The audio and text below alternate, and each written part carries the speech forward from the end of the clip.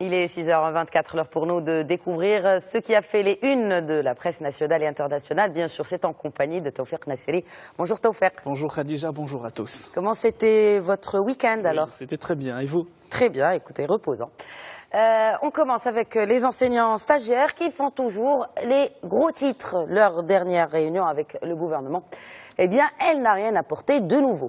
Une entrevue de 2 heures, Khadija, a réuni les enseignants stagiaires et le chef du gouvernement autour d'une même table. Une réunion tenue à la demande des grévistes qui est très mal partie puisqu'elle a failli être annulée à la dernière minute, rapporte aujourd'hui le Maroc. Au final, les deux parties n'ont pas réussi à trouver un terrain d'entente.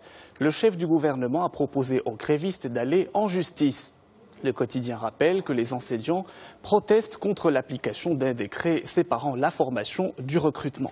On reste dans le domaine de l'enseignement. Hassan Daoudi a été l'invité de la Chambre de commerce britannique au Maroc. Le ministre de l'Enseignement supérieur a dressé l'état des lieux du secteur ainsi que les perspectives pour les prochaines années. Le ministre est en train de peaufiner une nouvelle stratégie d'ensemble, Khadija, une stratégie qui s'inscrit dans la droite ligne de la vision 2015-2030. Hassan Daoudi a profité de l'occasion pour donner sa vision des faits de l'état de l'enseignement supérieur au Maroc.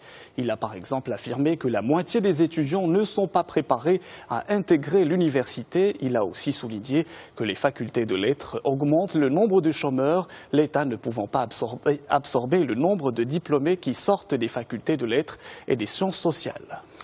La presse s'intéresse aussi aux intempéries, notamment à Ifrane. Beaucoup de familles qui étaient là-bas pour le week-end se sont retrouvées bloquées à cause de la neige. Environ 350 personnes ont passé la nuit de samedi à dimanche dans l'enceinte d'une université privée à Ifrane.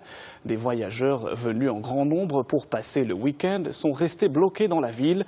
Les fortes chutes de neige qui se sont abattues sur la ville ont rendu la circulation impossible en dépit des efforts déployés par les équipes de déneigement.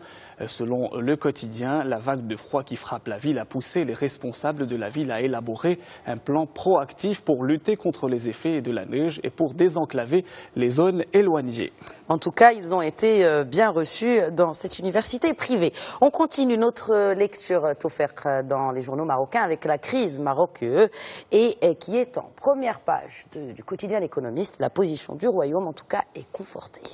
En prononçant l'annulation partielle de l'accord agricole Maroc-UE, la justice européenne a créé un précédent, écrit le quotidien L'Économiste. En effet, elle juge une affaire qui est toujours instruite par le Conseil de sécurité des Nations Unies, commente le quotidien. Nzahal Wafi, parlementaire PJD et membre de l'Assemblée parlementaire du Conseil de l'Europe, estime que la Cour européenne aurait dû se déclarer incompétente. Cette décision, dit-elle, n'engage en rien le Royaume. Cette position est d'ailleurs confortée par les déclarations de nombreuses personnalités diplomatiques marocaines et étrangères. On s'intéresse à l'or noir, si toutefois on peut toujours l'appeler or, vu que son prix, comment il dégringole. Eh bien, le spectre des faillites en série pèse sur le pétrole américain. Comment ça, Tawfiq ? Et toute la filière se demande comment survivre avec un baril qui a perdu 70% de sa valeur en 18 mois. Au cours d'un sommet à Houston, le Davos de l'énergie, les professionnels ont évalué les conséquences du déclin du prix du baril. Près de 50 pétroliers ont déjà fait faillite aux États-Unis. Au total, l'effondrement des cours mondiaux du pétrole aurait déjà coûté quelques 72 000 emplois au seul État de Texas. Une situation sans précédent qui crée de solides opportunités pour les fonds d'investissement. Bien sûr, et c'est ceux-là même qui profitent justement des crises pour se remplir les poches. Merci Tawfiq. Merci à vous. On vous retrouve tout à l'heure pour une nouvelle revue de presse. À tout à l'heure. À tout à l'heure, merci.